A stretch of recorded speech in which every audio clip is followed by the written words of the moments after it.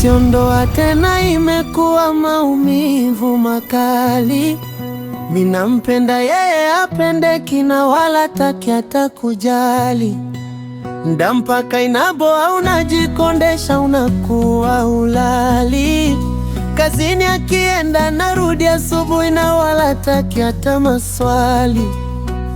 Na kama makosa nakoseaga ye, mimi nikimuliza na kuja juu, na nikimwomba msamaha ye, yani ndio anazidi kuwa moto wa kifuu, anayeninyima furaha.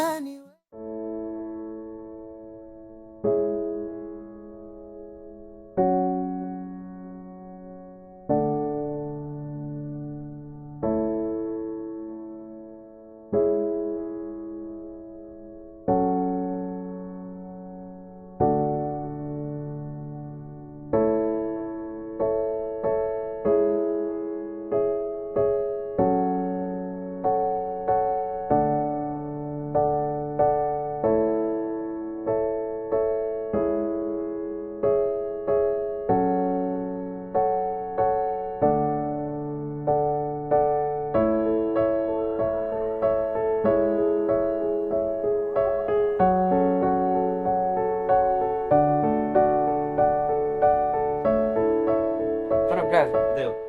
Nimekuita hapa na jambo la msingi sana. Napenda ndugu yangu. Maana ghafla. Maana yani mimi nimekuja huko mbele nikaja labda tayari hapa kimeinuka nije nichukue mtu niondoke naye. Unajua tena kazi zangu. Yaani mimi mzee wa teka tu, yani nikisikia mtu kafanya tukio mimi nabeba naondoka. Sawa. Ndaza bwana. Kulanika bado uko kwenye vyupa. Unapasua vyupa. Napasua. Unaharibu hela. Hela kazi yake matumizi. Sio mchezo. Amna waita kwanza hapa na mimi nipate kidogo hata angalau hata kinywaji kidogo, maana kolomelo limekaba. Mhudumu. Unajua mara moja.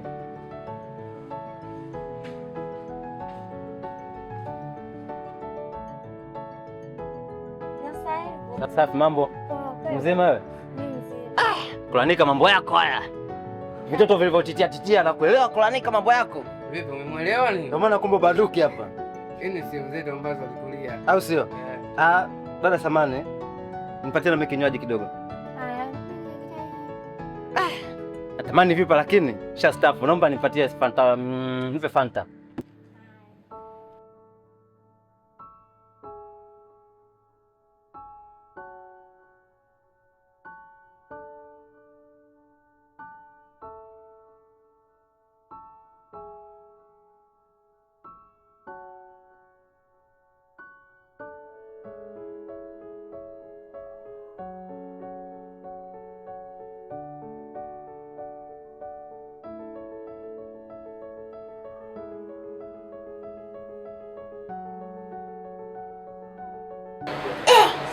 Kulanika. Hapa kweli. Iko ndo chuma. Hapa ndio bongo lazima utekwe. Hapa bongo lazima uvurugike. Huyu mwanamke kikula ananinyima usingizi. Ananinyima raha. Nashindwa kufanya mambo yangu kwa sababu yake. Yaani hata endapo napotoka kwenda kazini kwangu, nashindwa kufanya kazi kwa uhuru kabisa. Nakuta mawazo yangu yote kwa uhuru. Unamfikiria yeye. Yaani amenikuta akaniingiza katika dimbwi la mapenzi kiasi kwamba mpaka nashindwa kuelewa. Ndio maana sema nikuite ndugu yangu ili ujue namna gani kunishauri.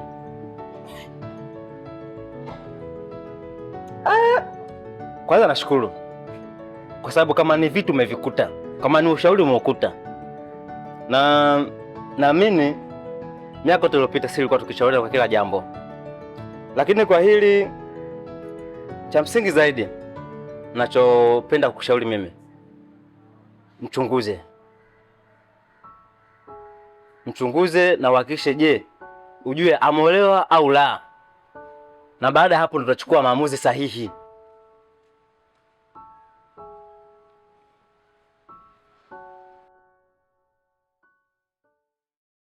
Mama, tayari nishakuunganisha. Sio sana mitandao yote. Mitandao yote. Basi mama, mimi naenda kucheza mpira sasa hivi, maana wenzangu washaanza kucheza huko. Kacheze mpira. Hapa ndani hamna maji. Sio tena jioni nianze kukuita fulani maji. Mimi nawahi kurudi. Wewe sema narudi ni mapema. mapema sana.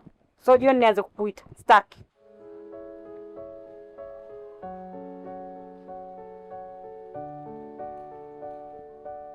Hello, Vanessa. Nilikuwa sijakuelewa mwanzo ulivyosema una changamoto unataka kurudi nyumbani. Unaweza kaniambia changamoto gani hizo? Mimi sio Vanessa, mimi ni mume wake na Vanessa. Hata hivyo nimetoka muda si mrefu nyumbani. Mama, shamo. Marahaba baba, za huko? Sisi tupo salama, sijui wewe nyumbani. Sisi salama, nilikuwa nawajulia hali tu. Sawa. Kuna majukumu kidogo namalizia, basi kisha hapo nitakutafuta mama wangu. Tutazungumza. Asante. Vipi, kuna salama? Kulanika? Vipi mzee? Umetoka kuongea na mama mara ghafla umevurugwa. Kuna shida? Sorry, tulikuwa tunazungumza mara gani? Oh, sawa. Umeona? Ipo hivi. Kiukweli brother, sijaye kumuuliza na sijaye kumfanyia uchunguzi wowote. Na ndio maana nikakuita hapa. Kama ndugu yangu, kama rafiki yangu, ujaribu namna gani ya kunishauri. Okay, sawa. Ndio maana nimekwambia mchunguze na ujue, je, ameolewa? Maana usije ukawa unatwanga maji kwenye kinu. Mchunguze ujue ameolewa au la. Na baada ya hapo ndio utafanya maamuzi sahihi. Sio, umeelewa? Mimi kutokana na muda umeenda, naomba kidogo niondoke. Lakini pia vile vile pindi utakapokuwa umempigia ukaongea naye, basi hakikisha uniite afu unishirikishe tujue tunafanyaje. Okay, sawa brother. Kabla hujaondoka nadhani acha nimpigie simu. Hilo la msingi.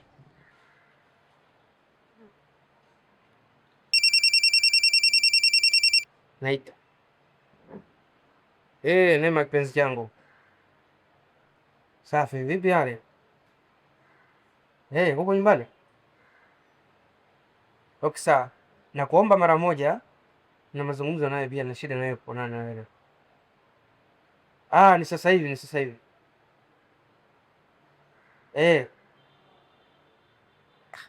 Nina shida muhimu sana na kipenzi changu. Naomba uje basi. Okay, sawa. Sawa. Kasoro ndo la msingi. Kaka, huyu mwanamke mimi nimemweka hapa. Hapendoi. Chochote ninachokihitaji kutoka kwake aweza kutendoa. Okay, sawa. Mimi kiukweli ningependa hata nisubiri, maana alivyomwona kwenye simu natamani hata nimuone live. Ila kutokana labda umenitupa, ndugu yangu, naomba kidogo nikuache at least uendelee kumsubiria. Si unajua kwenye hili dimbwi kuna mambo mengi bala. Eti mchepuko ana enjoy penzi kwenye ndoa zinazidi kara. Na kama ningejua kwenye hili dimbwi uongo tamaa, mimi nisingejihusisha na mapenzi, ni bora ningesaka senti chapa. Na kama makosa nakoseaga yeye, mimi nikimuliza na kuja juu, na nikimomba msamaha yeye, yani ndio anazidi kuwa moto wa kifuu. Anayeninyima furaha ni wewe, kutwa unanifanya mimi nalia tu, unayenishushia thamani wewe, tena kwa vipigo na matusi juu. Kumbe nipo kwenye dimbwi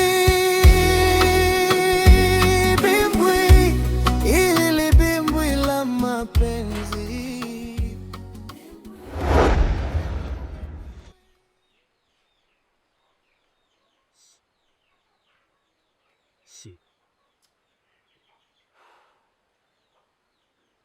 Neema, yaani bila shaka macho yangu hajawahi kunidanganya. Yaani hapo tayari ushajiandaa unataka kutoka, si ndio? Macho yako hajawahi kukudanganya. Unachokiona ndio hicho chako kinakiona. Kwa hiyo hatuna haja ya kuniuliza. Hivi unajua kwamba unajibu shiti sana? Yaani hauwazi na wala ufikiri kwamba unazungumza na nani. Najua naongea na mume wangu. Ulivyokuja ndivyo nilivyokupokea. Hilo la kwanza. Alafu cha pili, alikwambia uende kwa mama kumwambia masuala yangu mimi na wewe ya humu ndani. Ni nani? Na hali nilikukataza usiende. Ukaamua kutoa hizi ngwala zako na kwenda. Kingine, ni kweli natoka. Nimpigiwa simu ya msiba. Ndio nimejiandaa naenda. Unatoka unaelekea wapi? Msibani. Msibani. Ni nani aliyefariki? Sekela amenipigia simu amefua na mama yake. Kwa hiyo ndo nimejiandaa natoka naenda. Kuna kingine? Hivi wewe unifahamu mimi sina akili, si ndio? Ufahamu unajitoa mwenyewe sasa. Nisikilize. Yaani mimi nilitegemea kwamba nitafika hapa nyumbani tukae sasa tuyazungumze, sawa? Lakini wewe ndio kwanza na ushapendeza sasa unaelekea msibani. Na sidhani kama msibani watu wanaelekeaga hivi. Yaani hii ni namna gani kuelekea msibani? Kwani nimevaje? Nisikilize. Umesoma mpigiwa simu, si ndio? Na rafiki yako nani umesema Sekela? Naomba simu yako. Simu yangu ya nini? Naomba nikague simu yako kwamba ni kweli, nihakikishe ni kweli. Jordan, simu yangu ya nini? Na maana huko ndani hatuaminiani. Sio kwamba hatuaminiani, lakini ni kwamba unanidanganya kila siku. Nawezaje kukuamini? Nilikwambia nipe simu.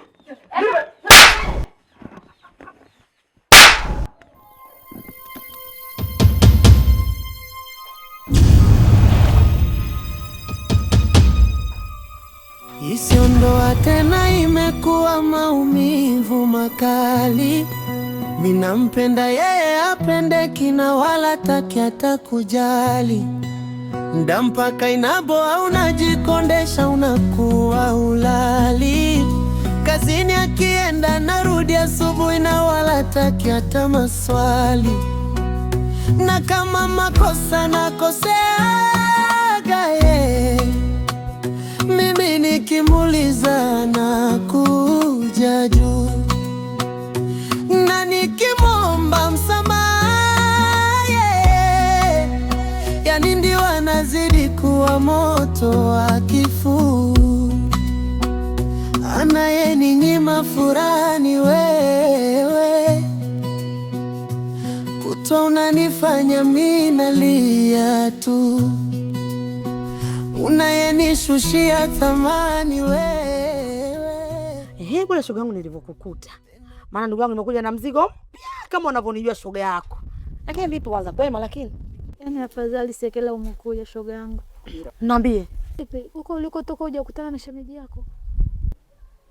Hapana. Kafanya nini?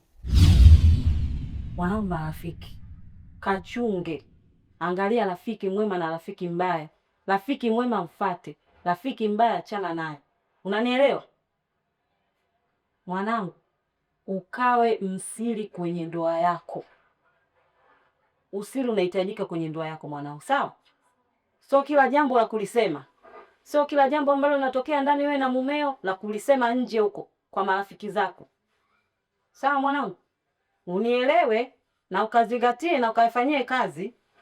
Mwanangu, na kusi ukawe mvumilivu. Vanessa. Vipi? Udugu wangu, una shida gani? Sina shida yote. Nimeona mume wangu Roma ameondoka asubuhi, alidai anaumwa. Sasa sijui uko alikokwenda atakuwa na hali gani. Kipenzi changu. Kwa hiyo muda wote unawaza unatafakari kwa sababu ya shemeji. Ni sawa, una haki ya kumwazia kiasi hicho, lakini mpaka mtu kashameza dawa, ina maana ugonjwa wake kashautambua. Wewe ni kukaa na kumwombea Mungu. Sasa unakaa mawazo nini? Unamtengenezea nini huko barabarani, Lakini shoga yangu ule ni mume wangu. Kwa hiyo lazima nitamwonea tu huruma. Shoga yangu, mwanaume haumwi.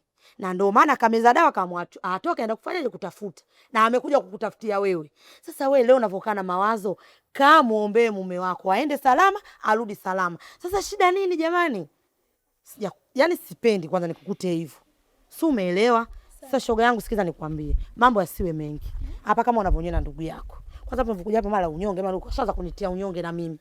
Mambo ndo kama haya, vitu vipi? Vimebaki vitano tu, nikasema vikisha bibi atanipa lawama. Niambie nikuachie vitatu au viwili? Maana wewe nakujua. Kweli shoga yangu naona ni kipya na kinanukia upya. Lakini shoga yangu, hali ngumu sasa hivi. Hela hamna shoga yangu. Ndio kama hivi shemeji yako anaumwa. Haya, atapata wapi hela ya kukulipa? Sawa shoga yangu, shemeji anaumwa. Na hapo alipo katoka kaenda kutafuta. Ajua kwa mtoto ndani kaanza bonge la kodi ya meza. Wewe leo kupata kutukijua changu hata kimoja. Wewe shoga yangu, wewe shoga mboga, sio shoga. Haina shida. Na mimi nitatoboa tu. Asante kwa kuja, kwa sababu pia umenitoa kwenye ile dimbu la mawazo. Karibu sana shoga yangu. Basi haina shida, na mimi nataka tena kesho nikija nikukute na furaha kama hivyo. Sitaki nikukute unyonge. Sawa, hamna shida. Haya mwaya. Baki salama, muombe shemeji. Kumbe nipo kwenye dimbwi. Hili dimbwi la mapenzi. Dimbwi. Yani kumbe dimbwi. Dimbwi. Eti dimbwi la mapenzi. Dimbwi. Hili dimbwi limenifanya mpaka nimeoa bila hata kujua kama itanisumbua baadaye. Nawaza polisi wakishajua si ndo watanichukua na itabidi jela nikae. Jordan.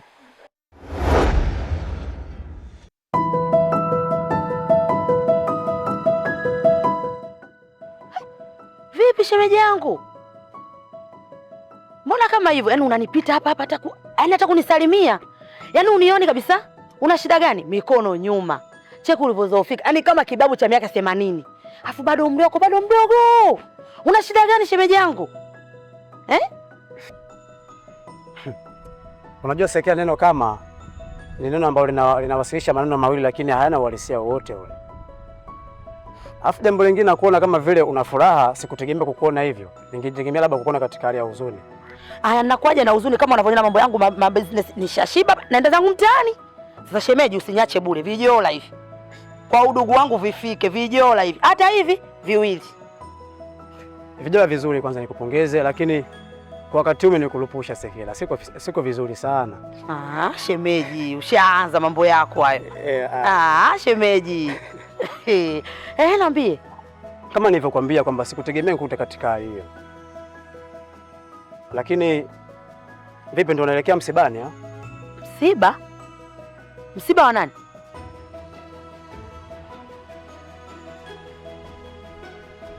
Mama yako amefariki. Mama yangu mimi? Mbona shemeji sikuelewi? Mama yangu mimi mzima. Haumwi, hana shida aina yoyote. Nimemwacha hapo nyumbani kasha shiba zake, nimebeba mizigo yangu mimi naingia zangu mtaani. Hii imekaaje shemeji?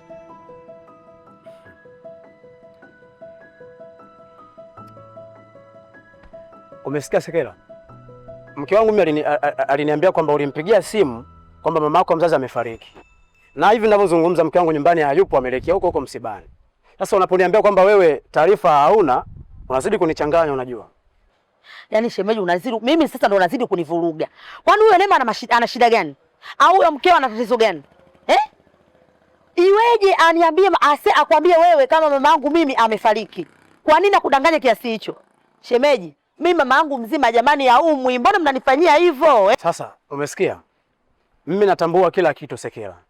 Mimi sio mtoto mdogo, mimi ni mtu mzima ambaye naelewa hili ni sawa, hili sio sawa. Na pia najua kwamba mke wangu na madhaifu gani ambayo mimi nayaelewa. Mke wangu mimi ni mtu mwongo sana. Lengine sitaki kuyaongea, lakini pia kwenye hilo na mimi amenidanganya. Kwa sababu hata nilipomwambia kwamba sawa, nipe basi simu, alikataa kabisa yani. Basi sawa, tuelekee wote huko msibani, hahitaji.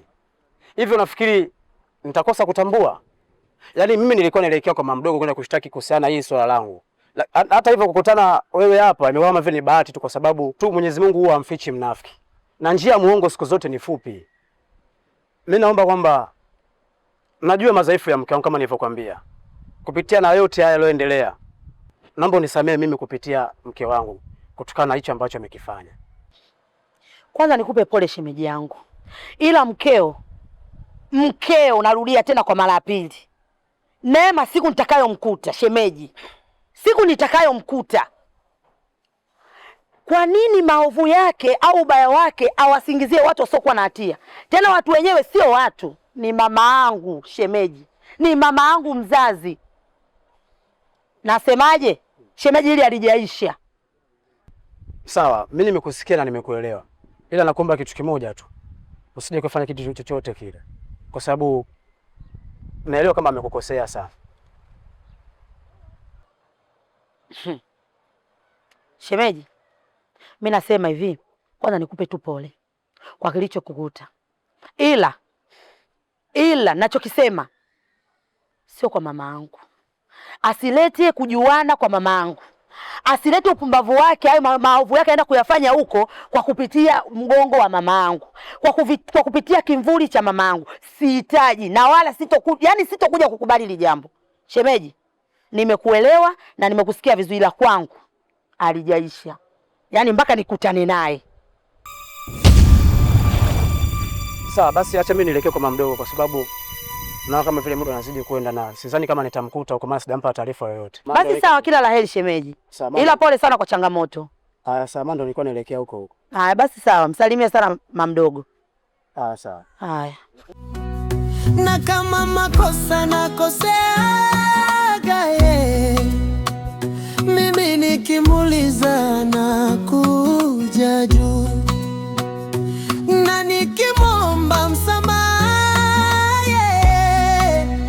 yani ndio anazidi kuwa moto. Mbona umechelewa sana? Safari ni hatua babangu. Alafu isitoshe njiani nakutana na usivyovitegemea na ndio maana nimechelewa unajua. Sawa, najua ni safari ni hatua. Sijui umekutana na vingapi, lakini sio kwa kuchelewa huko. Sawa. Basi naomba unisamehe babangu kama nitakuwa nimechelewa. Alafu wakati unanipa taarifa nilikuwa niko busy kidogo, kwa hiyo nilishindwa kutoka kwa wakati ule. Sawa, tuachane na hayo.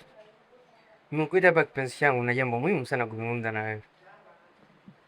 Nema kipenzi changu, nimekuita hapa kuna kitu muhimu sana nataka nikwambie. Kitu gani hicho? Wewe niambie chochote tu nitakusikiliza. Hamna.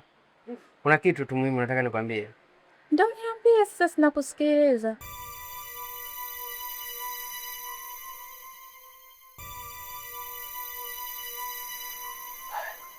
Umeolewa?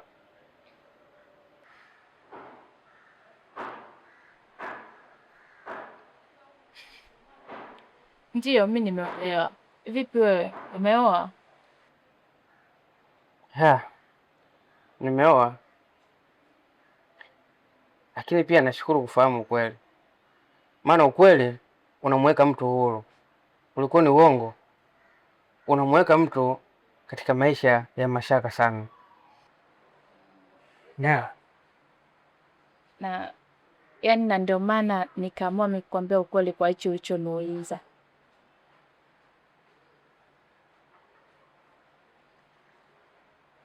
Hivi unafikiri wewe umeolewa, mimi na mke, lakini mimi mke wangu nina maamuzi ya kufanya lolote nyumbani, kwa sababu mimi ndo baba mwenye nyumba na mimi ndo kila kitu. Kwa hiyo nina uwezo wa kuongeza mke mwingine, wa kumtoa yeye, au najua nimleta nani. Kwa upande wa kwangu mimi hakuna wasiwasi kabisa. Yes, sijajua kwa upande wako wewe. Kulanika. Yaani kuolewa kwangu mimi isiwe sababu ya mimi na wewe tuishi kwa wasiwasi kwenye mapenzi yetu. Mimi hata mume wangu akijua hamna shida, na ndio itakuwa mwanzo mzuri kati yangu mimi na wewe, na tutatengeneza hata misingi ambayo inaeleweka ujue. Sawa, nashukuru hivyo kusikia kipenzi changu. Maana sikutegemea kupata maneno mazuri kama hayo kutoka kwako. Usijali. Kiukweli nimeenjoy sana. Lakini pia nimemisi zile burudani ulikuwa unanipa jana. Nilitamani kwamba leo tungerudia tena. Kulanika. Yaani jana tu na leo umemisi. Kikweli jana. Ila anyway, lakini kwa leo mimi siwezi kufanya kile tulichofanya jana. Kwa sababu muda ni mchache, alafu pia nilivyoondoka nyumbani mwenyewe ninajua. Kwa itakuwa ni ngumu kwa leo. Sasa labda next day tunaweza tukafanya kitu kama hicho. Kwa leo acha niende nikaangalia ile mazingira nilivyoyaacha yafoje. Sawa babangu. Sawa. Okay, basi ngoja mimi nikuage. Sawa? Sawa. Sasa endapo unapotoka hapa na kwenda nyumbani, hakikisha endapo utapofika nyumbani basi wahi kunijulisha umefika. Usijali. Na sawa. Mimi siwezi nikapinga maamuzi yako. Cha msingi tu mimi naomba tu wahi nyumbani, kisha hapo ukifika utanipa taarifa. Ngoja nimuone. Maana mimi mwenyewe nilipobaacha napajua mwenyewe. Sawa. Sawa. Si unajua kwenye hili dimbwi kuna mambo mengi bala. Eti mchepuko anaenjoy penzi kwenye ndoa zinazidi kara. Na kama ningejua kwenye hili dimbwi uongo tamaa.